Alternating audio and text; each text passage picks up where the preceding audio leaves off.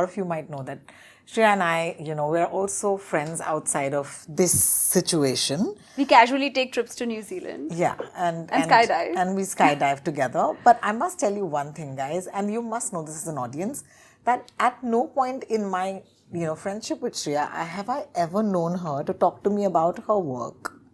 And that's actually wonderful because here we are, we've spent so much time with each other recently, but I had no goddamn idea, babe, that you're going to be turning up as a cop on the screen. Surprise, surprise. So are you good with NDAs? What's the deal? Well, clearly, actually, this is just a thing now that I like certain things to be a surprise.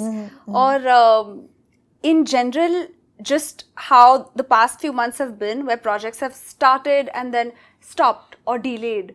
I just feel like until it starts, until it's done, until it's made, it's just best to keep it on the down low. I love it because I've never seen her play a cop and I'm very excited. Like I'm almost like hands up. Oh, wow. Okay, so you look great. Okay. Thank you. I mean, come on. Like that's the least of the compliments that I'll give you. But there's a vibe. Let me tell you, हम जब सुनते हैं that एक uniform पहन के एक रुबाब बदल जाता है, that's very, very true. And I've never been in uniform before. Yeah.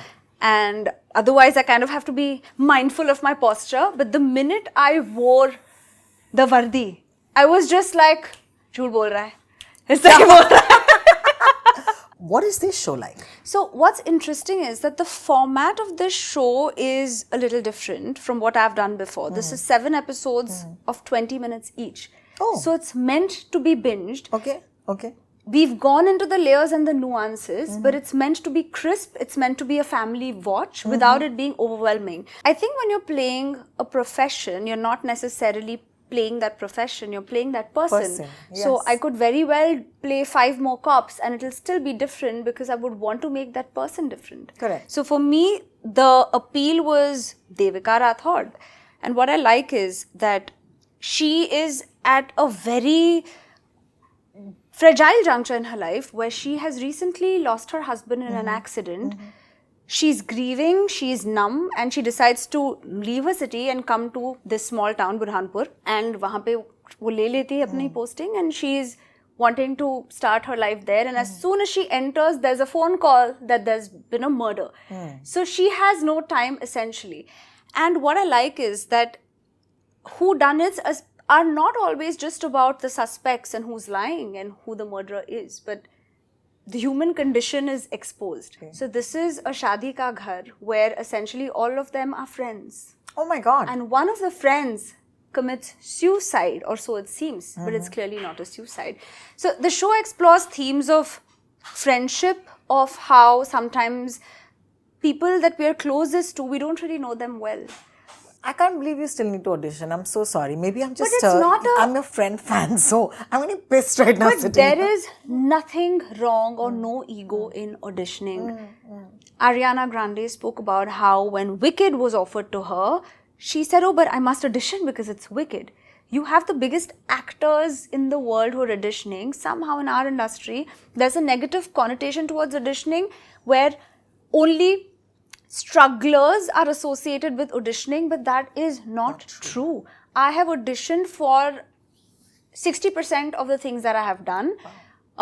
Yes, I don't have to audition for a lot of the things that come my way, but no actor should ever take offense, and I actually really urge actors to not think like this, because I've heard established actors also talk about how I hate auditions. But don't say that, because there are a lot of people auditioning. Like, I didn't have to audition for this or like Broken News or anything, but Guilty Minds I auditioned for.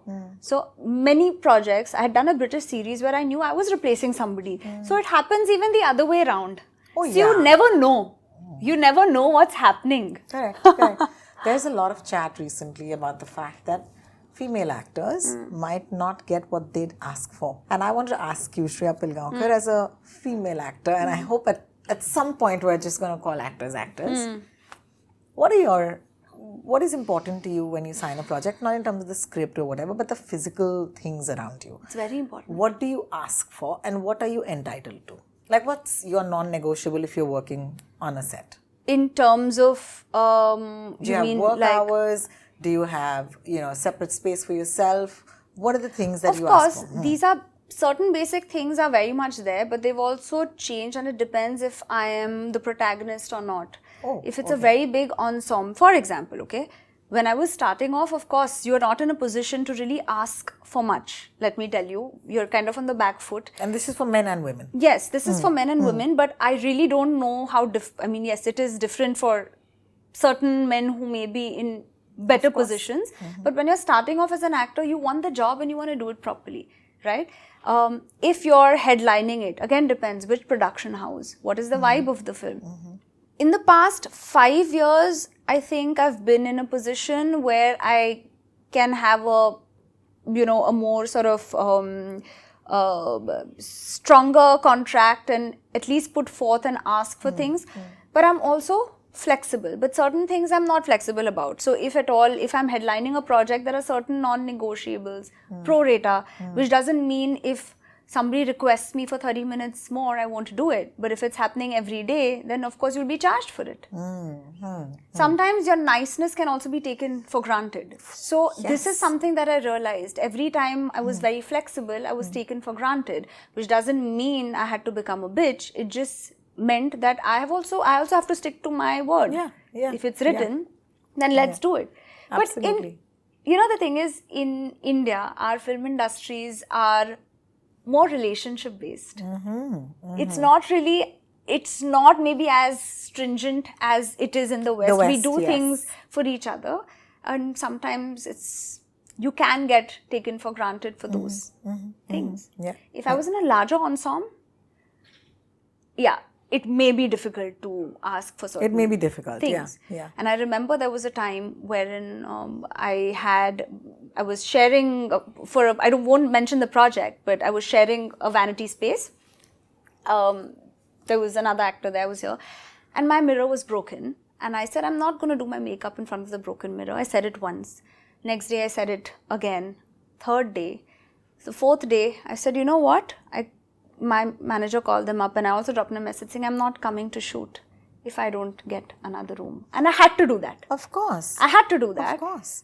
And sometimes when you are stern about things that you rightfully should have. You're looked at as But I'll tell you something. I feel like you said it thrice. There should be no need for you to say it thrice. Now I wouldn't say it thrice. Thank God. Now I wouldn't say it thrice. But the truth is that every time women have to ask for something, we have to say it thrice. Yeah. And then the fourth time we lose our shit. Yeah. And then they call us angry, right? Yeah. And I just feel that the entire conversation becomes about our reaction instead of the action. Right. And there are lots of red flags, I think, as actors and as female actors in production. There are red flags everywhere. Yeah. What is a red flag that you would see? Are there 2 or 3 red flags that you are very particular? You can probably talk about it here. 100%. I have been on a set on an outdoor shoot where we were shooting in a remote location wherein there was no toilet for women to use. And I offered my vanity van for the women to come and use. And to me, these basic things like sanitary amenities are a red flag. But I put my foot down and I speak because I know I can. I speak to the EP, I talk to him. And see, the truth of the matter is, the more you grow in your career, these things become way easier. I don't have those battles anymore, which doesn't mean I won't fight for others. Correct. My team teases me and calls me union leader. Oh, really? Yes, they tease me and they say that you're a union leader because kuch hota hai, you say. I say it because I can imagine how that person has felt. I say it because why should no one speak up when they're seeing something and it's a good production house? Have you been labeled difficult?